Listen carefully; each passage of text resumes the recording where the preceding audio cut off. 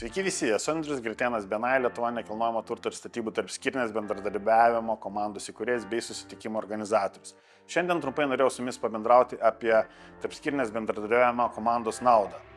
Trumpai tariant, TBK, kaip pavyzdį duosiu MT ir statybų. MT ir statybų TBK jungia visoje Lietuvoje esančius sinerginius verslus. Tai reiškia, jeigu jūs esate iš bet kurio BNI klubo Lietuvoje, jūs galite drąsiai atvažiuoti į mūsų susitikimus, taip jums bus lengviau pasidalinti rekomendacijomis, gauti rekomendacijas ir taip atsiranda geresnė sinergija. Lietuvoje iš viso yra 7 TBK. Tai reiškia, kad manau, kad jūs galite tikrai strasti savo srities tarpskyrinio bendradarbiavimo komandos susitikimus.